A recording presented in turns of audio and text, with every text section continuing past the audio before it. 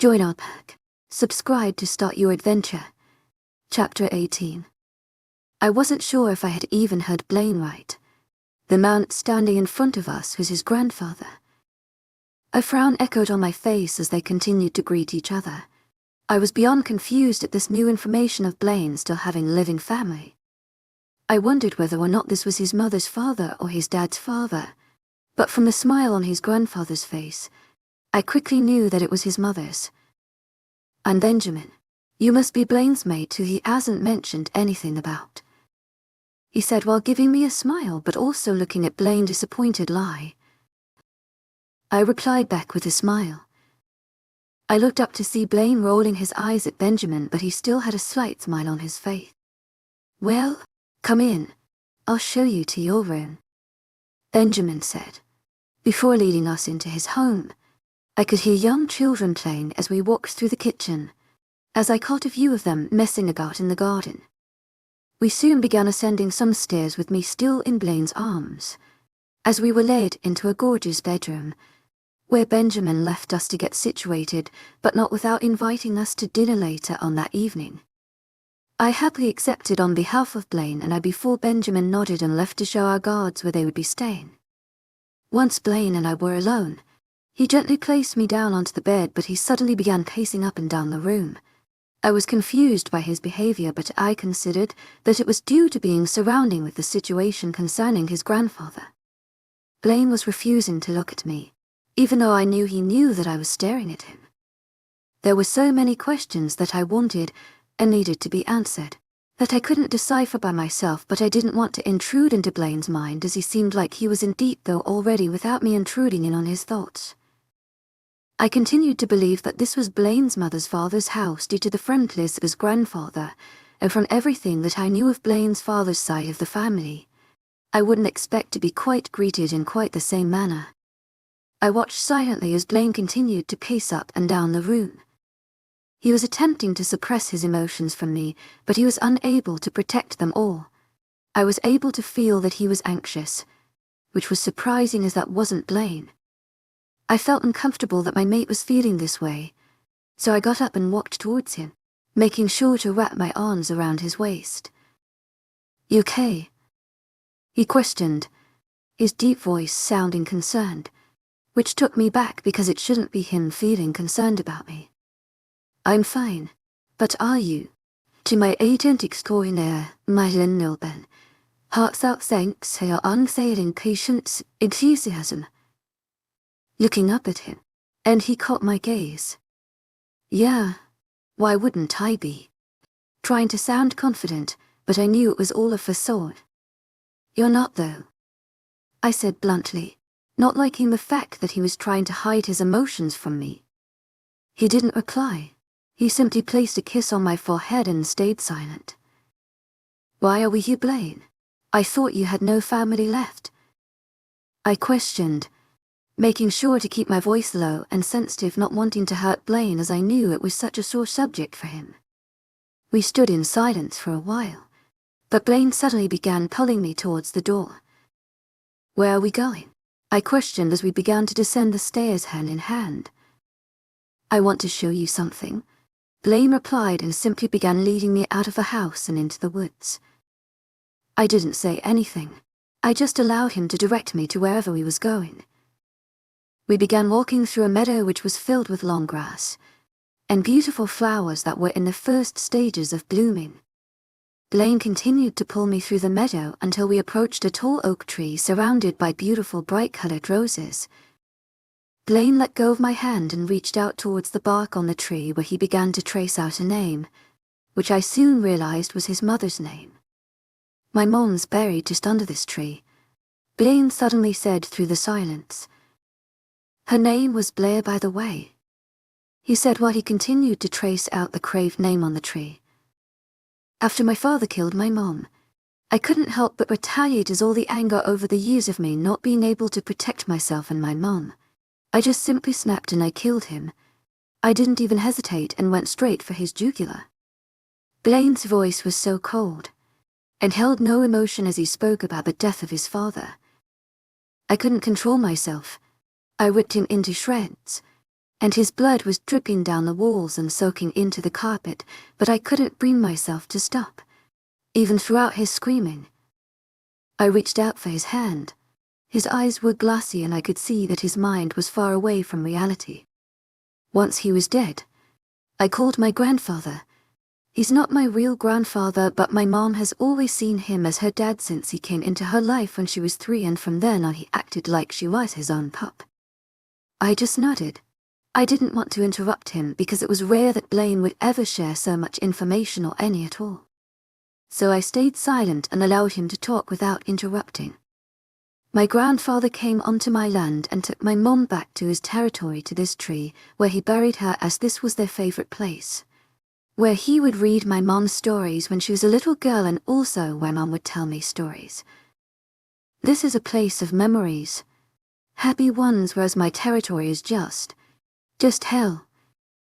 And it's not somewhere I wanted my mom to be buried. Even though my grandfather isn't actually blood related to me, I see him as my family. I simply don't share that with anyone, not even him. I just gripped onto his hand tighter, wanting him to feel comfort. He looked at me and gave me a small-gazed smile before looking into the distance, his thoughts and feelings vulnerable. I kept my eyes trained on him, just staring straight at him. I felt hurt and sadness for him, but I knew he wouldn't want that. He'd hate that. A few minutes went before Blaine squeezed my hand, capturing my attention. We should go back, or we'll be late for dinner. I nodded, as we had been out here for over an hour and his grandfather had kindly invited us to dinner, and I didn't want to be rude and turn up late, and I knew Blaine didn't want to be out here any longer. Once back to his grandfather's house, we both quickly showered and got refreshed before going downstairs into the dining room for dinner. Thank you for visiting. I haven't seen you in a while, Blaine, and it's a pleasure to meet your mate, after waiting so long for you to find her. Benjamin said as maids began clearing our finished plates. Blaine gave a small smile. It hasn't been that long since you last saw me. Last time was when I first started having problem with Pierce. I frowned at that. I knew there was an alpha named Pierce, but I didn't know that Blaine had a recent problem with him. How is that now? I had a call from him the other day. He wanted to know if my grandson was still trying to take over his land. Benjamin's comment had me confused, and I immediately turned to look at Blaine. What's this about Blaine? I questioned. He looked at me for a moment. A few months back, I was looking for an expansion of our land, and unfortunately for Pierce, it's his land that I want. Why do you want more land? You have miles of land. What do you need it for? My eyebrows scrunched together as I waited in answer, and by the look on Benjamin's face, he also didn't know the answer. For the future, plans on making my pack stronger, bigger and more effective. For my family, for my children and for theirs. I want them to have everything, and I want to be able to give them everything that my father did not. I want them to feel stable, safe and protected within my territory and with money. Well, if it's been a few months since you were going to overtake his land, have you cancelled your plans? It was Benjamin's turn to question. Not at all.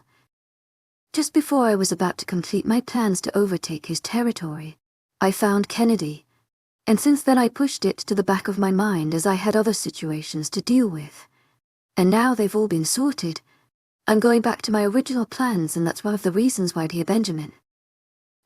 I thought you was visiting me to actually see me, not for business purposes. Benjamin said, his comment intended light-heartedly. You know how it is. Blaine said. I know how you are. Benjamin replied with a meaning behind his words. It was silent for a while after that, and Benjamin soon changed the conversation. It soon began getting dark, and before I knew it, Blaine was carrying my sleeping body up the stairs to bed after I had fell asleep on the sofa while Blaine and duffed up with one another. I was so happy to see Blaine smile and laugh, and I knew it was because he was in Benjamin's presence, whether he wanted to admit it or not. He had love for his grandfather. I was proud that Blaine had opened up to me about his mother and told me stories that I know he keeps close to his heart and hidden in his chest. Blaine, I mumbled as he placed me down softly on the bed while I kept my eyes closed to him. He mumbled back at me. I love you, I said as I yawned tiredly. I love you. He repeated before placing a kiss on my forehead as I found myself falling into a deep slumber. I realized then that being mad at Blaine and wanting to hate him every time he does something that I don't agree with isn't going to change him. He does everything for a reason, whether I think it's valid or not. He does it for the better of his pack and for the family that he has. And although he can be brutal and ruthless, he's my mate, and eventually within time, his father, who made him who he is, will disappear and my true mate will resurface and he'll be the alpha he was always supposed to be. Chapter 19. It's been a few days since we arrived at Benjamin's territory, and I found myself sitting in the gardens with a few of the younger women in the pack, discussing general pack life and our own personal lives. I caught Blaine walking out the patio doors with Benjamin in the corner of my eye. I turned to watch as they walked out of the doors and stood next to the pack warriors that were guarding the pack house. Over the past few days, I've been watching and taking notice in Blaine's behavior and how he changes in the presence of his grandfather. He's happier and more relaxed. He feels safe in his presence, as if he was a little kid again. I smiled as I looked towards my mate, but I was soon out of my thoughts as one of the women asked me a question and brought my attention back. How's living with an alpha? To my agent extraordinaire, Blaine Nilban. Heartfelt thanks for your unfailing patience, enthusiasm. Repeating her question. Well, being the daughter of an alpha, I've never known anything different. I looked at Blaine and noticed that he was listening on my conversation without showing that he was. He was watching me in the corner of his eye, and his head was slightly turned in my direction while he pretended to listen to one of the pack warriors. I smirked knowingly. Plus you get used to them being stubborn, annoying, and their overbearing personalities. I caught Blaine smirking, and it made me laugh knowing that he had heard what I said. I continued talking to the women while Blaine conducted some business with Benjamin. And just before dinner I found myself upstairs so that I could take a quick shower. After washing my hair and drying myself off, I walked out of the bathroom with my towel around myself, but within seconds I found myself up against the wall with someone's hands over my mouth. I was about to kick the jerk in the balls when I realized it was my mate. Blaine, I screamed through my mouth while he kept his hand there. He laughed and smiled at me. I frowned but smiled at the same time as he scared the life out of me. He pulled his hands away and put them at my waist. You scared me, I said with a smile. Oh, so I'm stubborn. To my agent extraordinaire, Blaine Nilban. Heartfelt thanks for your unfailing patience, enthusiasm. Overbearing and scary now. He questioned with a smirk which only made me laugh. I knew you were listening, I said while laughing at my mate while he just smiled back at me. I was laughing so much that I didn't even realize that my towel had fallen off and was suddenly surrounding my feet. Blaine's eyes immediately began analyzing my body and his eyes instantly went black with lust, and before I knew it, I was lying on the bed with Blaine hovering on top of me, kissing my neck over and over again.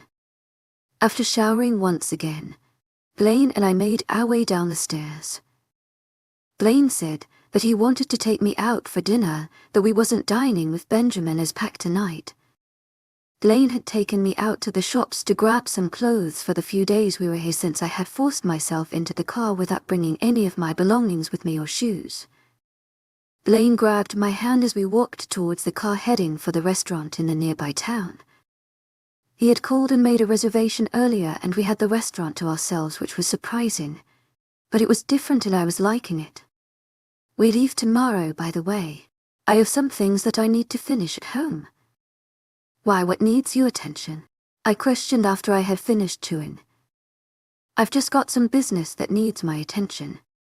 I don't like being away from our pack for too long anyway. There's some rogue issues lately and they've been trespassing on our land. I nodded.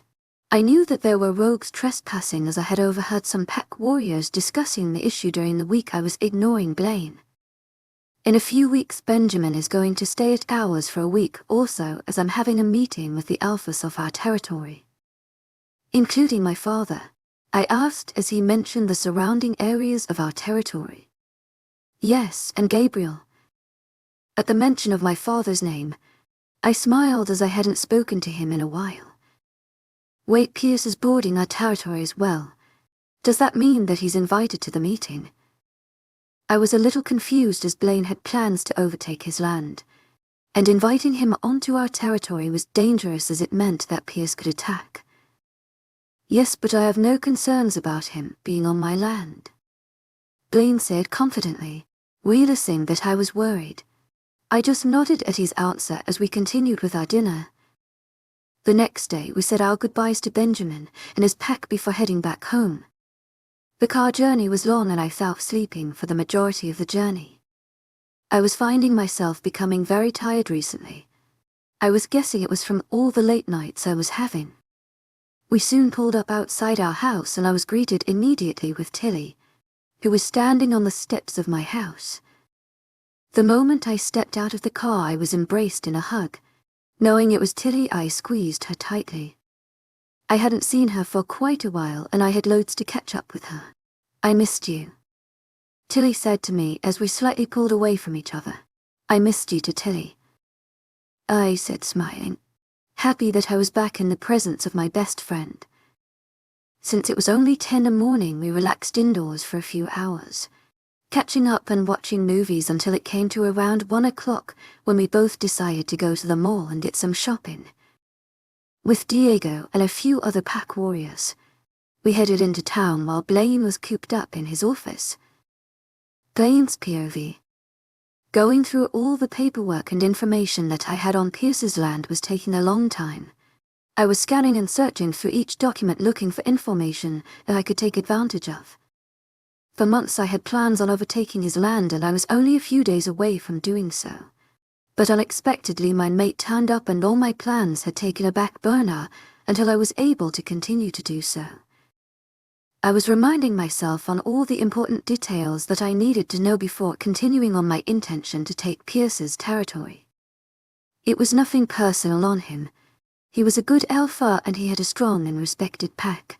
But I was always looking for advantages and his land would give me that. I was always looking in the future and how my children and a family would benefit. I was constantly wanting the need for my pack to feel safe and completely stable on my land. My territory did provide that, but I always wanted more.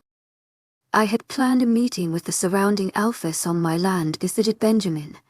It was due to take place late next month, allowing me 2 months extra to revise and revisit my plans. Pierce was invited. He knew of my plans. I wasn't the type of alpha who would hit you blindly. I was straightforward and honest. I learned a long time ago that being attacking in surprise was a weak and gutless thing to do. I sat in my office for hours with my beta Adrian. We continued looking through documents until Lean brought us up our lunch, and for a while we sat there talking about anything and everything, which was unusual as we hadn't done that in years.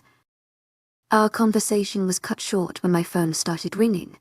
I picked it up and greeted the person unsure on who it was. Blaine. I knew immediately by the voice that it was Pierce and I quickly turned on loudspeaker so that Adrian could hear the conversation. To my agent extraordinaire, Madeleine Noban, heartfelt thanks for your unfailing patience, enthusiasm. I replied, interested in why he was calling me. My pack and I will not be attending your meeting that you planned. I know of your plans to overtake my pack, and if it's a fight that you want, then that is exactly what you will get. Then so be it, I replied before the phone buzzed, indicating that the phone was cut off. Chapter 20. I woke up feeling dizzy and exhausted even though I purposely went to bed early the night before. Lately I've been noticing that I've been feeling this way constantly for the past few weeks and I was beginning to get worried. Not only that, but I kept finding myself racing to the bathroom to be sick. A frightening thought repeatedly kept going through my mind, and I was begging for it not be what I was assuming it to be. I was avoiding Blaine like the plague, worried that he might have noticed a few changes in me. I sat on the edge of my bed impatiently waiting for Tilly to arrive, since it would look too suspicious if I was to leave the house to go to the store. There would be too many questions. So many thoughts raced through my mind. I wondered if this how my mom felt as she waited for her result when she was the same age as me. I was too young for a baby. I blocked my feelings and thoughts off from Blaine. I didn't want him to notice how anxious I was, as he'd be here in a flash, bombarding me for answers. I needed Tilly to hurry up, as I also didn't want Blaine to notice that I was doing it, because that would also lead to an extensive line of questions. There was a sudden knock, jolting me out of my thoughts. I raced to the door and let Tilly come in, quickly pulling her inside and locking the door, not wanting anyone to intrude. I got it. Do you honestly think there's a chance you're pre? Tilly began, but I quickly cut her off by putting my hand over her mouth. Shh, don't talk so loud. You never know who's listening around here. To my agent extraordinaire, Madeleine Nilben, heartfelt thanks for your unfailing patience, enthusiasm. I was beyond the word anxious and nervous of anyone overhearing. I didn't even know if I definitely was pregnant, but the idea of it being true had me on edge. You'll be fine, Ken. Just go take the test, Tilly whispered, ushering me into the bathroom, test in hand. I shut the door, throwing the instructions on the floor before taking the test and going back into my room with Tilly. I handed the test to Tilly, too frightened to look at the test. Do you want me to look? Tilly questioned, staring at me intently. I nodded, unable to give her a worded answer. Tilly looked down at the test and then looked back up towards me. She didn't even need to say the words for me to know the answer. Immediate dread and anxiety flowed through me, and all I could do was cry. Tilly instantly wrapped her arms around me, stroking my back in comfort. But it wasn't comfort that I wanted. I just wanted my space, and Tilly understood. She left a few minutes later after helping me get into bed. I cradled my blanket in my arms tightly and allowed myself to fall to sleep. I woke up still feeling the same. I didn't know what to do or what to say. All I knew at this point was that I wanted it to stay between Tilly and I. I wasn't ready for Blaine to know. I needed to keep it a secret until I decided or even had an idea of what I was going to do. The best thing to do at this point is to act completely normal with Blaine. For the past month since we came back to the pack after staying at Benjamin's, we've been pretty much perfect, but my relationship with Blaine always has its ups and downs. I knew Blaine was holding a meeting in a few days to do with the Stone Warriors' territory. It belonged to Piercestone, an alpha that shared the offside territories between Blaine's and my father's. My mate thought it would be a good idea to hold a meeting since it will affect other territories, and Blaine wasn't the type of alpha to surprise attack you. He made it blatant and clear when the takeover would happen. He wasn't afraid of anyone, he always won, but it still made me worry. It wasn't a fight that was necessary in my eyes. We didn't need any more land. Our territory was one of the biggest. I decided to stop thinking so much into everything and walked downstairs to find Lena. The kitchen smelt delicious and I could smell the cookies baking in the oven. Morning, sweetheart. Morning, Lena. It smells so good in here, I replied as I took a sit next to her at the kitchen counter. I was bored and decided to make cookies. They should be ready in a few minutes if you would like some. A smile on her face. Lena was always so friendly and generous. Thanks, Lena. Do you know where Blaine is? I questioned since I couldn't sense Blaine in a close proximity to me, and I hadn't heard anything from him. He went down to the cells. I overheard the boys talking about a pack member from the Stone Warriors pack. Apparently they found a young wolf watching how our warriors monitor our territory, but of course Blaine never has the same routine. I was intrigued with that information, and just as I was about to ask a question, Blaine walked in, interrupting me. Where you been? I questioned even though I knew. He lifted his eyebrow at me, a knowing smile to cross his face. I think Lena just informed you. Who is he? I questioned, a tracker from the Stone Warriors pack, trying to find some information to take back to Pierce. But 2 of our warriors spotted him and took him to the prison. He replied, while taking a bottle of water from the fridge. I nodded my head slowly. What you going to do with him? What I always do to trespassers, Kenny. I can't have wolves from another pack knowing sensitive information about mine. It not only jeopardizes our land but our pack. There was no point in arguing with him. It was the wolf thing to do. No alpha allowed another pack wolf or rogue leave from their land. They either killed them or spared their live and kept them locked away in their prison. Why can't you just leave him in the cells? Keeping him in the cell does nothing for me or him. It's just the way I do things, Kenny. I'm not risking my pack's lives for his. I nodded because I understood. This was our pack, and I was their Luna. I just didn't want him to do it in the brutal way he always does. Just don't make him suffer. To my agent extraordinaire, Myelin Nilben, heartfelt thanks for your unfailing patience, enthusiasm. I hated the thought that someone I loved could be killed the way Blaine does it. What if my child was put in a situation like this boy is? Blaine frowned a little but nodded. I quickly hid my emotions before he took any more notice. Well, I'm going down to the pack house. I need to start training some of the newly turned wolves. You can come watch if you want. Blaine asked as picked up one of Lena's freshly baked cookies that she just took out the oven. I didn't mind the idea of staring my mate work out while he trained with all the other wolves. When we going now? It's been a few days since I found out that I was pregnant and I've still not mentioned anything to Blaine. I've been so busy over the past few days that I've just pushed it to the back of my mind. My dad was due to enter our territory soon and I was so excited to see him, but I was nervous at the same time. 2 more alphas had already showed up, including Benjamin. It was going to be a tense day. Blaine wasn't one to go around what he thought or what he was going to do. He's just straightforward. I was sitting down in the living room sofas when I heard a car coming towards the house. I quickly got up and rushed to the front door to see my dad getting out of his guard. I couldn't get my smile to stop grinning from ear to ear. I ran towards my dad and he immediately embraced me in his arms. I couldn't help but tear up. I could smell my home on him. I missed my family beyond words and I hadn't seen any of them in months. We speak all the time, but it wasn't the same as being next to them. My dad squeezed me tighter and kissed my head as we pulled away. He arrived earlier than he was supposed to so he could hang about with me for a while before everyone arrives and it turns to shit in his words, but in fact, everyone had already arrived. How's my little girl been?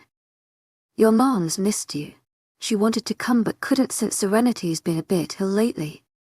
My dad said, smiling as we sat in the kitchen. I've missed you all so much. I'm happy here, but I definitely want to come see you all soon. Blaine and I have been good. I didn't want to say too much as I know my dad's relationship with Blaine is still a bit rocky after everything that happened. I know my dad still isn't happy that Blaine forced his mark on me where I didn't want it. I'm glad, Ken. Maybe you could come back with me for a few days. That way you can see everyone. I grinned, liking the idea my dad suggested. Blaine suddenly came through the kitchen. He noticed me and then looked at my dad. He nodded and then came towards us. My dad stood up and they both shook hands. Good to see you, Blaine, my dad said civilly. And you, Gabriel, Blaine replied. It went silent for a minute before Blaine spoke. Everyone's arrived. They're all in my office if you're ready. My dad nodded before staring at Blaine, intending his comment to focus solely on him. Let's try not to turn this into a bloodbath, shall we? Chapter 21, Blaine's POV. Gabriel's comment made me internally laugh, but I never replied. A dark smirk echoed over my face for a split second before I made my facial expressions blank. We had an important meeting and I didn't want to hold it off longer than it already had been. I nodded at Gabriel to follow me and we walked through the kitchen and towards my office. The meeting only consisted of alphas, which is unusual since our betas are always in our meetings for protection in case of any unprovoked or unexpected attack.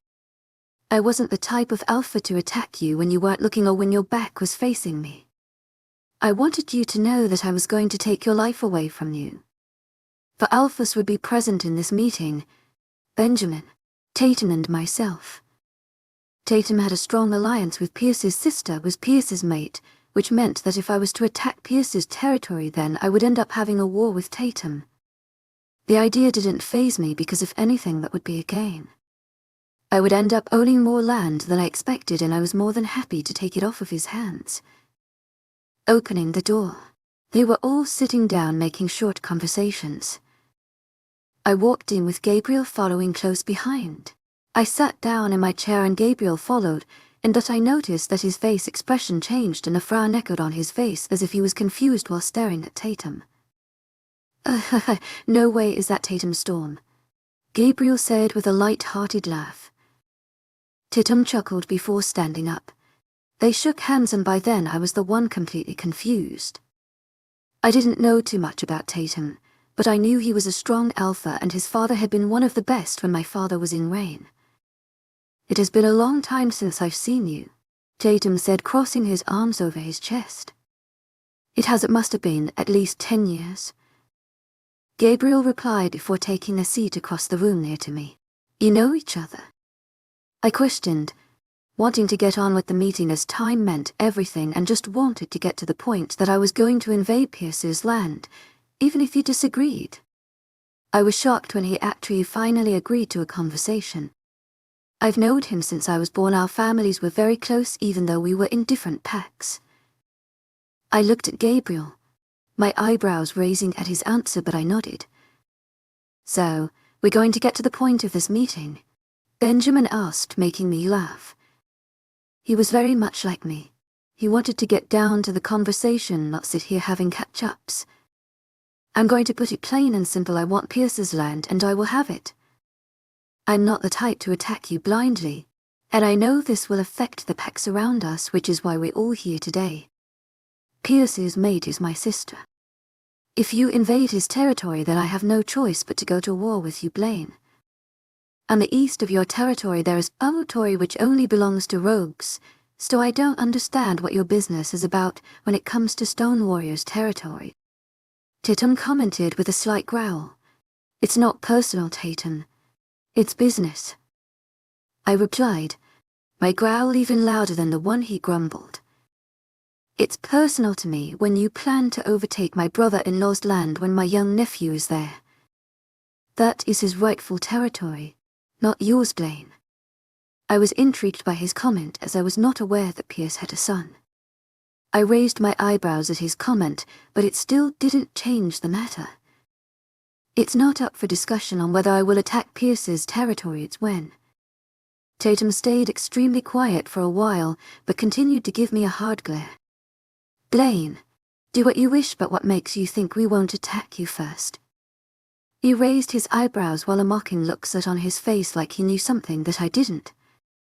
I felt my wolf clawing, itching and begging to come out, but I kept him at bay. Neither of us appreciated the threat that came out of another wolf's mouth. Feeling my claws coming out of my fingertips, digging into the palms of my hand, blood pouring out and dripping down my arm. Threatening me isn't the wisest of moves, Tatum. I will easily take your land just like I will from your sister's mate. My words came out sinister, and I chuckled with my comment. I knew that mentioning his sister would infuriate and provoke him and his wolf. I wanted a reason for him to jump over and attack me so that I could rip his throat out. Not that a reason was needed, but I was enjoying rattling him. The room stayed quiet as we all watched Tatum fight with his wolf mentally. He continued to growl while staring at me with the black of his wolf showing in flickers in his eyes. Right. Can we actually get down to the conversation instead of you both aggravating each other? Gabriel commented, looking irritated himself. It took a few minutes before both our wolves were fully at bay before the conversation continued. Gabriel and Benjamin both only shared a few words throughout our meeting. Tatum had attempted to make a proposition in swapping prisoners, but I refused. I wasn't willing to give up the young tracker that Pierce had sent, as I didn't know what he knew or might have seen, and I wasn't willing to risk it. The conversation was over within about an hour, resulting in Tatum leaving shortly after, but not before declaring war against my pack if we would not back down from initiating war with Pierce. I simply shrugged my shoulders at his aunt smirked, ending our meeting. Kenny's POV.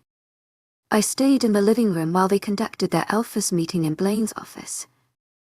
I considered interrupting, but I didn't want to get involved in any argument in case it turned physical, not wanting any harm to come to my baby. I'm surprised that Blaine hadn't realized that I was pregnant. Alpha females carry their babies for only 4 months, and pregnancy produces a scent to make it clear to other wolves when a she-wolf is expecting. I was assuming that I must have been at least a month. I would need to confirm the dates with a doctor, but I knew I couldn't see George Alpac doctor without him blabbering to Blaine. I felt apprehensive and tense at the thought of sharing the news with Blaine. Life was just so hectic at the moment, and I didn't want him to have any distractions. At the same time, I was anxious of even saying that I was pregnant out loud. Hearing voices coming from down the hallway, I kept quiet and carried on watching TV while digging my hands into the packet of chips I had grabbed from the kitchen. Not too long later they walked in Blaine, Benjamin, and my father. The air suddenly felt very tense and awkward, and the feeling made my stomach turn. Guessing the meeting didn't go quite to plan, I stayed quiet. Thankfully, around 10 minutes later Blaine came in calling us all to dinner. We were all sitting in silence while we ate, but I could feel that tension was starting to rise, but I didn't understand why or from who. This is not a war I can support, Blaine. My father spoke up, looking Blaine dead in the eye. Tatum and Ava have always been a second family to me. Blaine continued to chew on his food, staring at my dad intensely. You said it yourself, Gabriel, you haven't seen them at least 10 years. Doesn't sound like family to me. My father lowly growled, not appreciating Blaine's dismissive tone.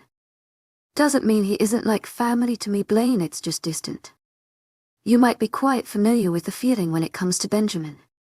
I slightly cringed at my father's comment. It was jibe that I knew Blaine would not appreciate. Blaine kept quiet, only turning his head side, cracking his neck. The sounds of his neck snapping and popping back into place caused shivers to ride up my arms. I didn't say too much in that meeting for a reason, Blaine. I wanted to say it to you and you only. I didn't want Tatum to go home and tell Pierce that I was not going to support you in this war. You can easily have the unmarked territory in the east of yours, and you've chosen not to. Blaine wasn't showing too much or giving away what he was thinking about the whole situation. Before Blaine could reply, my father made another comment. It doesn't make sense. You are only going to put Kennedy and my family in danger over a war that you do not need to create. My father was right, and deep down, Blaine knew this, but his mind was always chasing for the best, and his father had always taught him to fight deadly and without mercy and dig as much as you can with the biggest amount of causalities. I looked to my mate and gave him a small smile, as I knew he wasn't impressed with what my father had told him. Blaine, you should think about what my dad is saying. This war is not needed. I know why you want to, but it is not worth the consequences. He nodded, acknowledging what I had said, but the rest of the meal was in silence. The only sounds were our cutlery smacking our plates while we ate. Once done, Benjamin came over to me and gave me a kiss on the cheek to say goodnight before going to the home that Blaine had built him in our territory. My father headed out. He told me he thought it would be best if he stayed in a hotel tonight so that Blaine couldn't attempt to kill him in his sleep. I chuckled at his comment and wished him a good night. We made plans to see each other tomorrow. It was late and I was beginning to find myself yawning. Blaine carried me up the stairs and into our room. Placing me gently on our bed, he crawled into the bed with me, wrapping his hand around my waist. My mind went on high alert when he brushed my stomach, but he mustn't have noticed the slight bump growing as neither of us uttered a word as we both fell into a deep sleep. Chapter 22. I woke up the next day bundled up within the warmth of my soft blankets with no Blaine in sight. His scent was still fresh in the air, so I knew that he hadn't been gone too long.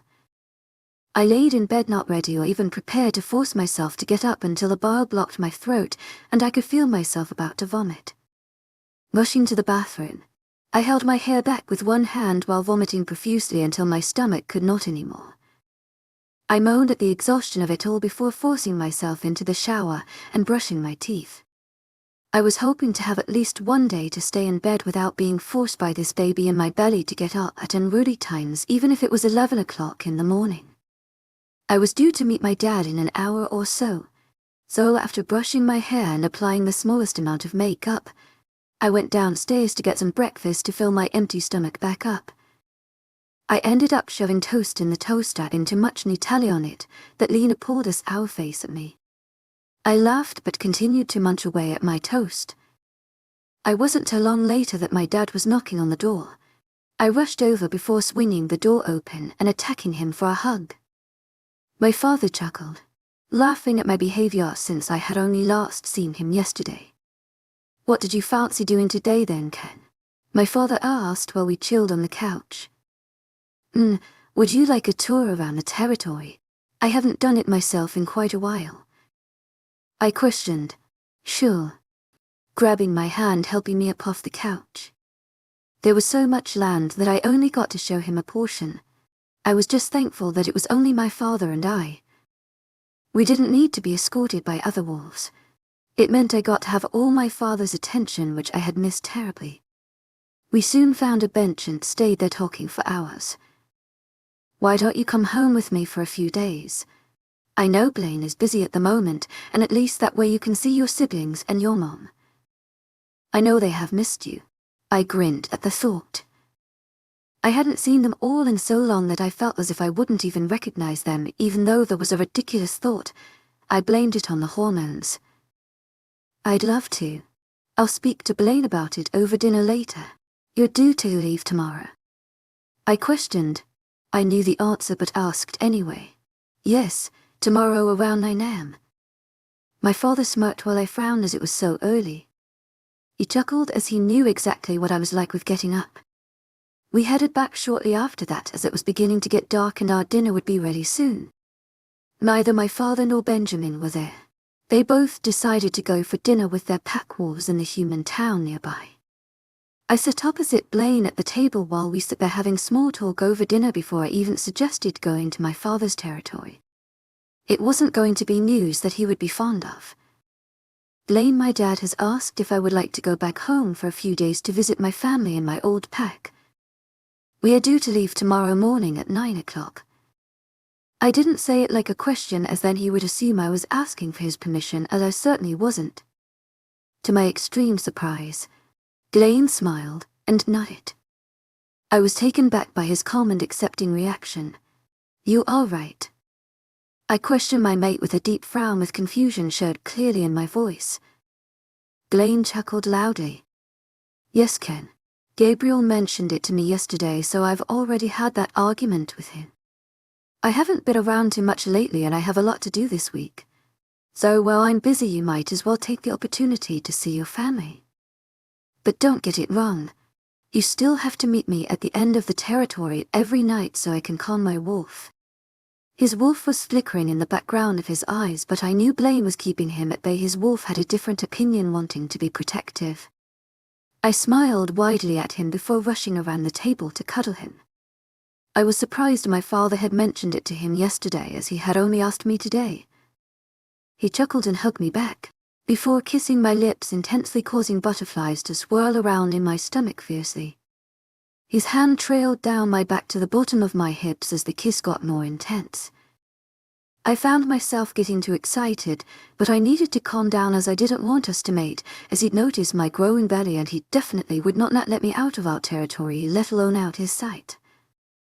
I carefully got out of his grip and off his lap, but not without him growling at me, not appreciating the teased state I left him in. His eyes were glowing, with his wolf clearly in control, wanting to carry me to our room. I had to calm myself down and take deep breaths in, refusing to let my wolf surface, as I knew she would do exactly what he wanted. Once I was in a reasonable state, I smiled at Blaine and used the excuse that I was tired. He rolled his eyes at me but went with it anyway. "Let's get you to bed then. You have to get up early tomorrow to pack and leave." With that comment, Blaine picked me up and carried me up the stairs to bed once again. Thankfully, I didn't wake up with morning sickness as Blaine was still in bed when my alarm buzzed. He got up with me and sat around while I went back and forth from the cupboard to my suitcase that was situated on the bed, next to Blaine. Throughout my packing he repeated that if I wanted to come back early then all I needed to do was call him, and that I didn't even have to leave if I didn't want to. I laughed as it seemed like he didn't actually want me to go, but I smiled and agreed with him to please his wolf. Before I fell asleep last night, I realized that going to my father's was a perfect idea as it meant I could visit the doctor without him being forced to tell Blaine.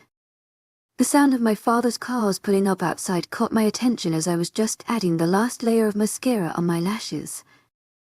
I walked in front of Blaine while he carried my suitcase down the stairs and loaded it into the car. "If you need anything then you just call me, okay?" Blaine commented, looking at me intently wanting an answer. I nodded and pecked his lips. I knew he didn't want me to leave. And last time it was a disaster, but he had changed over the months that I had been with him. I was truly amazed with how my mate was changing, but he still had a merciless temper that no one would want to aggravate. A few hours went by until we finally arrived in Black Moon territory. It felt strange to be back, especially since it was no longer my pack. I had been communicating with Blaine through our mind link for most of the journey, but it had ended shortly before I arrived on my fatherland. "Good to be back, kiddo." I laughed at my father's comment, but I was indeed overjoyed to be back to the place I used to call home. We had pulled up outside my old family home and everyone was standing there waiting. My mom and siblings were grinning as I got out the car and I raced towards them for a hug. My mom was crying and didn't stop sobbing until my dad chuckled and teased her, which only caused her to smack him. We were all ushered into the house and I was immediately bombarded with questions from all my siblings. After catching up with my family and all my friends in the pack, I found myself in my old room laying down in my bed. I had already planned exactly what I was going to do tomorrow. The first thing on my list was to see the pack doctor. I made sure to wake up early and well before anyone else in my house. I needed to sneak down the stairs and out the house to make my way to the pack house where Michael, the pack doctor's office, was.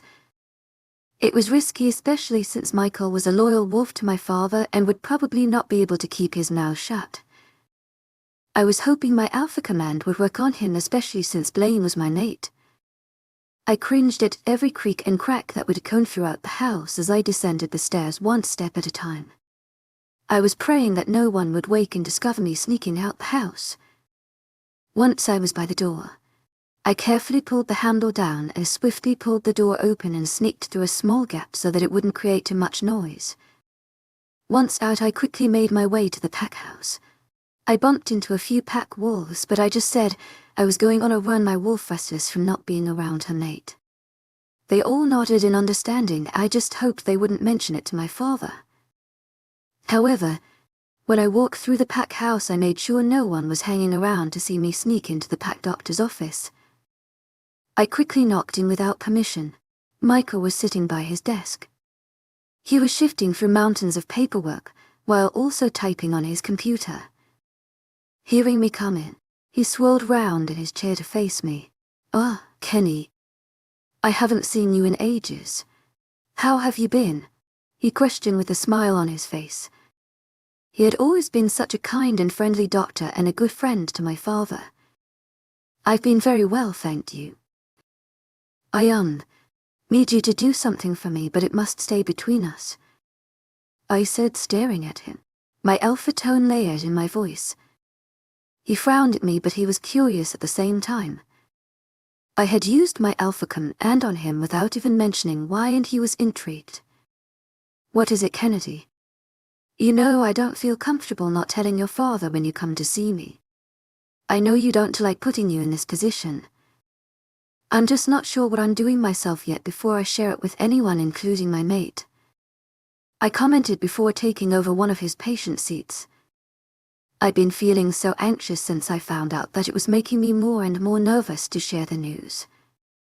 Kenny, telling me you want me to keep a secret from your father is a whole different story to keeping it from your mate. The way he said it made me chuckle in my mind, but at the same time it didn't because I could hear the fear and anxiety that now plagued his voice. I don't intend you to keep it for long. I found out a few days ago that I'm pregnant and I just wanted you to check everything is healthy and fine. I replied, my voice going quieter the further down the line of the sentence. You're pregnant? He questioned in surprise. I can't smell a scent from you. Kenny will run some tests on you to make sure. He frowned, suggesting me to get comfortable on one of the patient's beds so that he was able to conduct tests.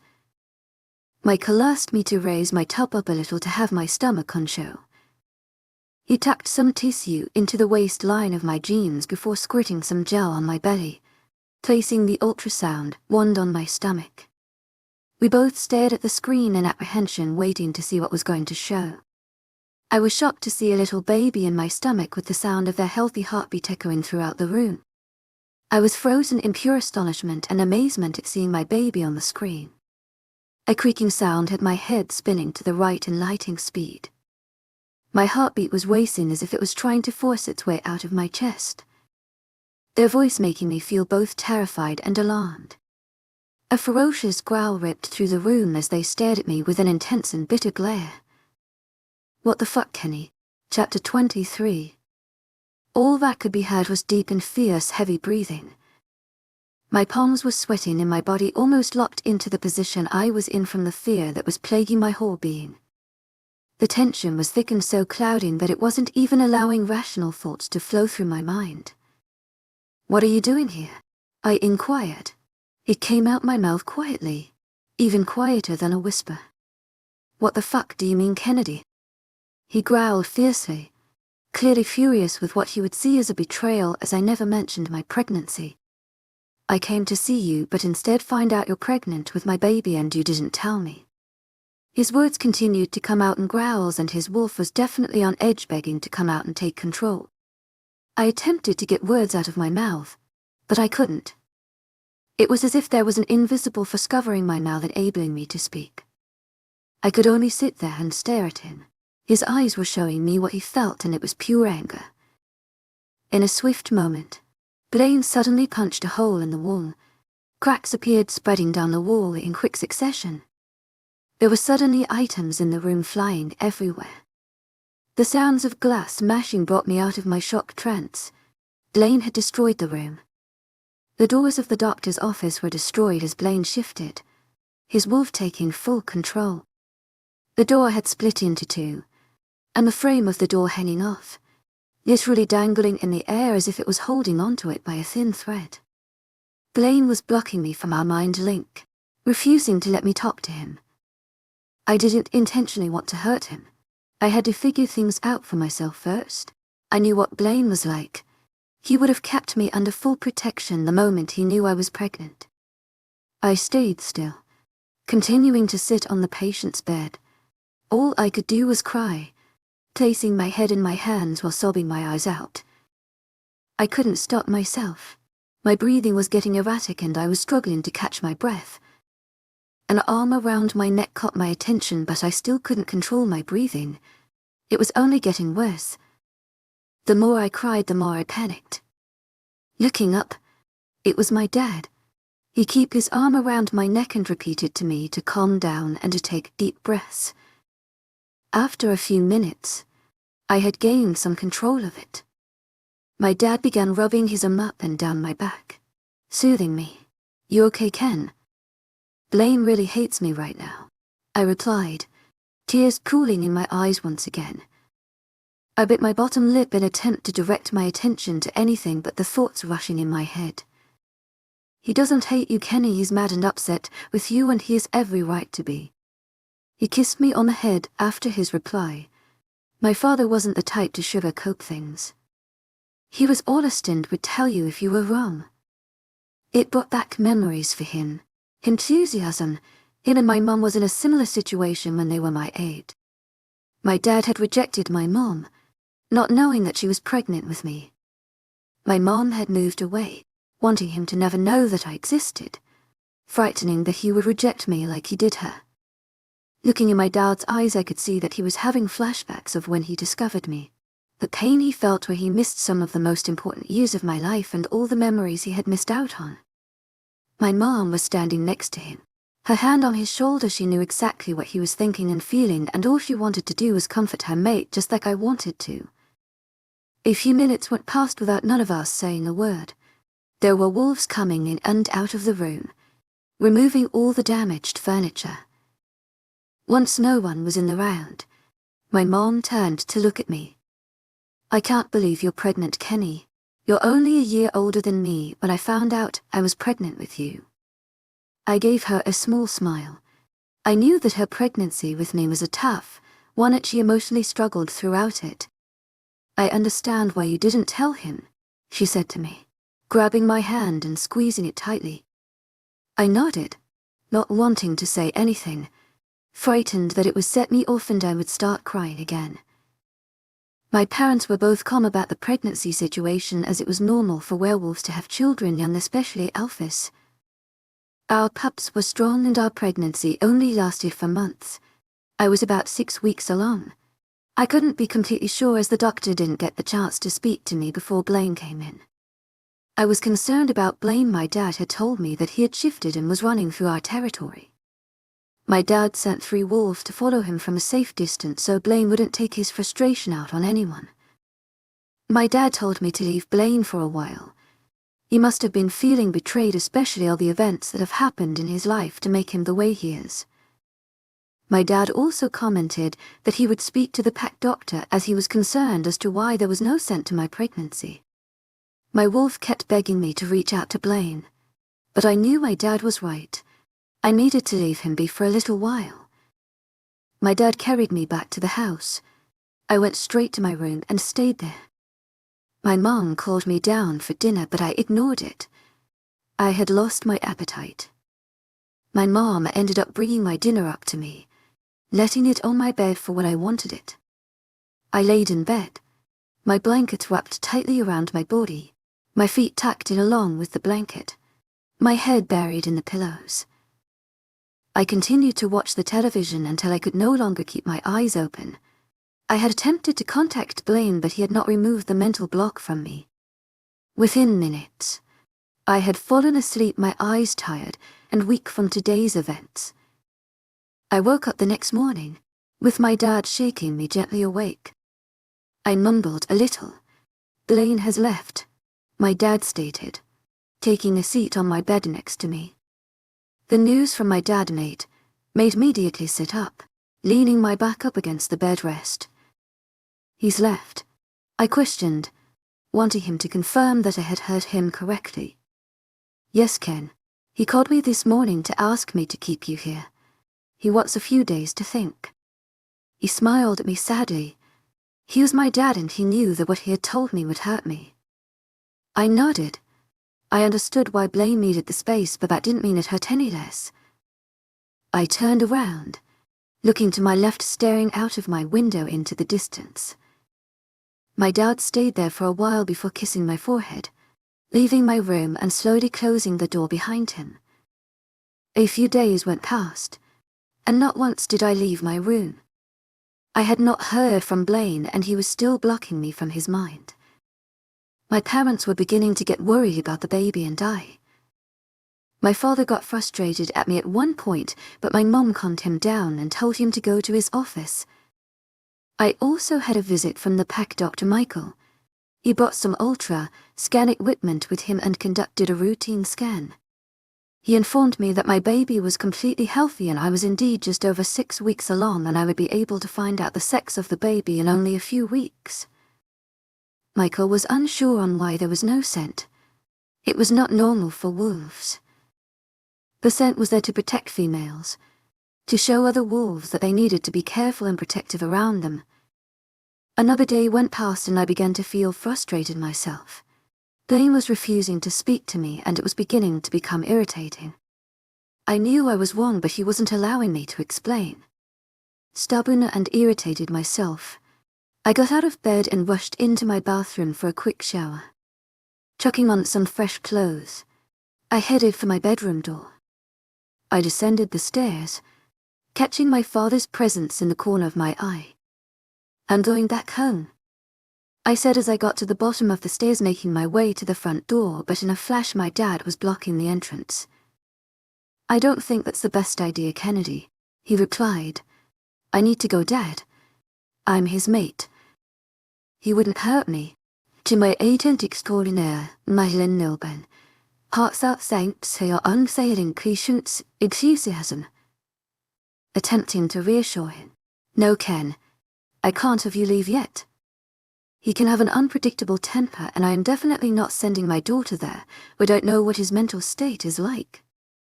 My father's words were stubborn and protective. "Dad, he wouldn't hurt me.